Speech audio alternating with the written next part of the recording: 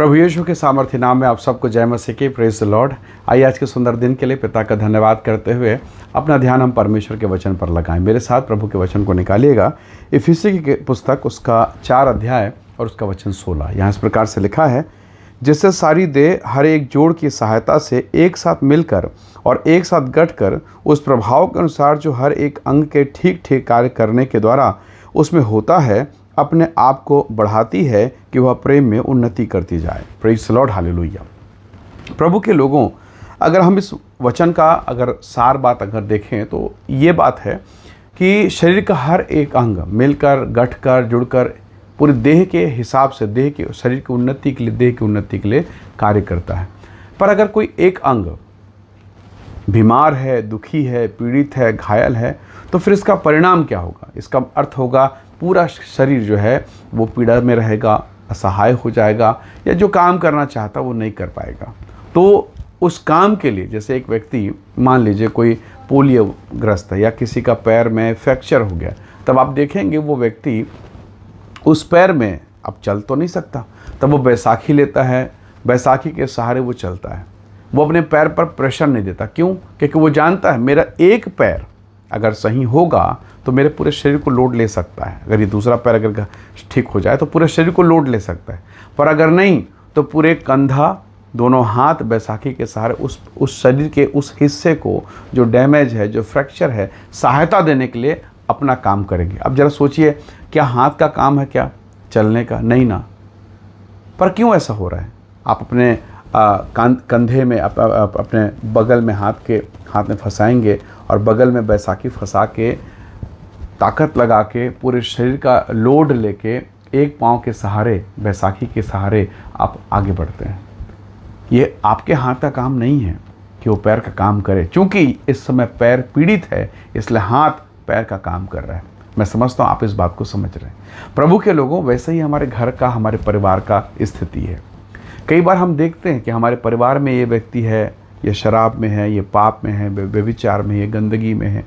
मैं ये नहीं कह रहा हूँ कि आप उनको सपोर्ट करें, पर हमें ऐसी दशा में उन्हें प्रार्थना की सहायता और आत्मिक मार्गदर्शन करने की आवश्यकता है, ताकि वो उस पाप, उस गंदगी, उस असहाय दशा से बाहर निकले।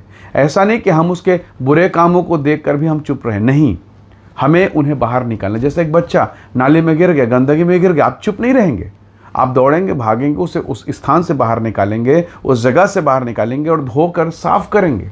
क्यों? क्योंकि वो गंदगी में, वो आपका है, आपका अपना है। अगर आप ध्यान नहीं देंगे तो उसका जीवन नष्ट हो जाएगा। एक समय की बात है, एक बच्चा खेलते खेलते सड़क में आ गया और एक कार उसके ऊपर में चढ़ गया।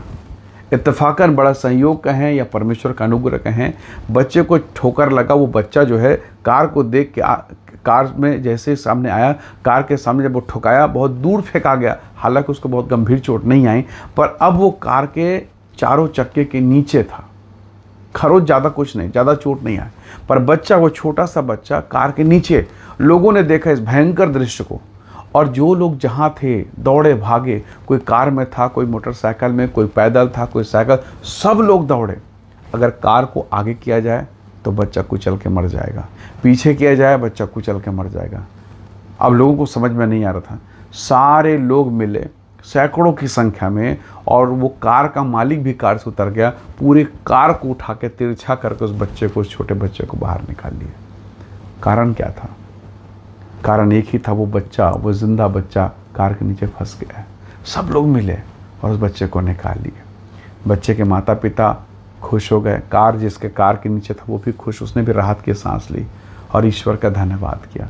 बहुत बार ऐसी दशा हमारे घर में है।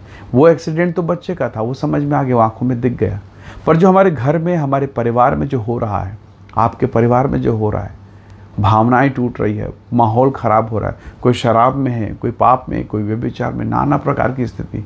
और ऐसी दशा में जब वो बच्चा कार के नीचे फंस गया, सब लोग दौड़ भाग के, सब लोगों ने ताकत लगाया। कोई एक दूसरे को नहीं जानता, सब सड़क में घूमने वाले लोग थे, मार्ग में चलने वाले लोग थे। किसी ने किसी का नाम, सरनेम, जाति, उपनाम किसी ने नहीं पूछा। एक ही लक्ष्य था, वो बच्चा कार के नीचे जो फंस गया उसको बचाना है। परमेश्वर के लोगों, कई बार हमारे घर की स्थिति वैसी होती है।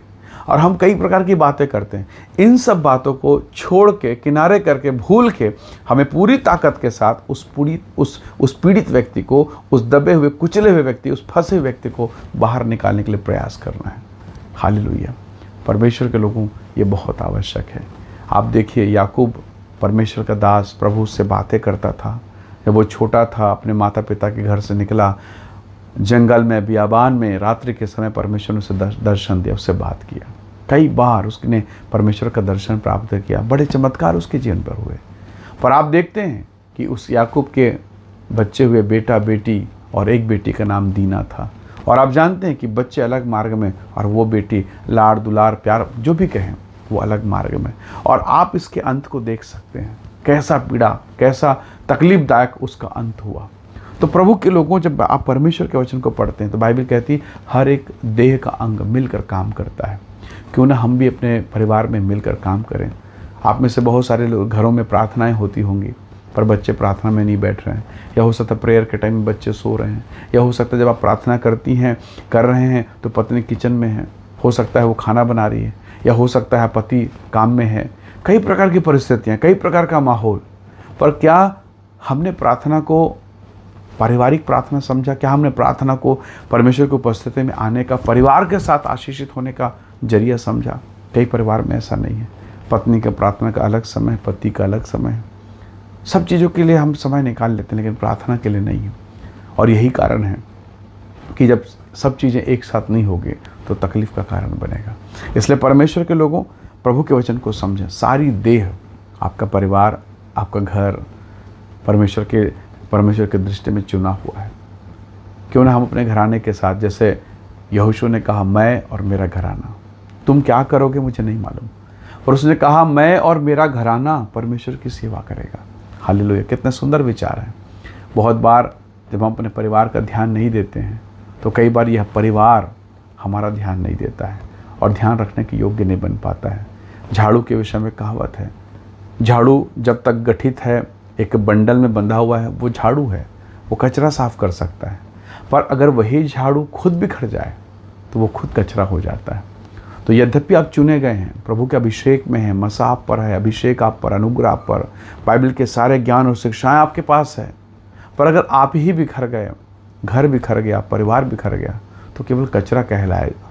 याकूब बहुत अच्छा था, पर परिवार में गड़बड़ियाँ थी, और यही कारण है कि याकूब के जीवन में, उनके घर परिवार में समस्याएं पैदा हो गई। सो प्रभु के लोगों, क्यों ना आज के इस दिन में हम इस बात का निश्चय करें कि प्रभु जी, एक नई शुरुआत हम करें। प्रभु से कहें एक नई शुरुआत, और आज ही से, अभी से हम परमेश्वर के चरणों पर पूरे परिवार के साथ प्रभु की भक्ति में, प्रभु की निकटता में आए, ताकि परमेश्वर जो परिवार का स्वामी है, जिसने परिवार की स्थापना की, उस परमेश्वर की आशीष को हम पूर्ण रीति से प्राप्त कर सकें। आइए दुआ करें, प्रभु के नाम का धन्यवाद करें। प्रेमी अनुग्रहकारी स्वर्ग के पिता, हम सब अपने जीवन को तेरे हाथों में सौंपते हैं। प्रभु, जिस प्रकार तेरे वचन हमने सुना, सारे अंग मिलकर सारी देह की उन्नति के लिए कार्य करते हैं, वैसे प्रभु हम सब मिलकर अपने घर, अपने परिवार के लिए अनुग्रह और आशीष का कारण बने। जो हमारे परिवार के सदस्य हैं, जो कमज़ोर हैं प्रभु, उनके लिए हमें अनुग्रह दे, ताकि हम उन्हें संभालें, उनके जीवन के लिए हम आशीष का कारण बने। कोई विरोध और अवरोध ना हो, पर सब बातों में मसीह यीशु आपकी महिमा होने पाए। हर एक विरोध, अवरोध, सब प्रकार की पीड़ा, परेशानी जिन जिन घरों में है, वो सारी समस्याएं प्रभु यीशु के सामर्थ्य नाम से दूर होने पाए। प्रत्येक को ब्लेस कर आशीष दे पिता। धन्यवाद, आपने प्रार्थना को सुना, प्रभु यीशु के नाम से मांगते हैं, आमीन आमीन। प्रभु आप सबको बहुत ऐसे आशीष दे। परमेश्वर का अनुग्रह आप सबके साथ हो। Praise the Lord. जय मसीह की।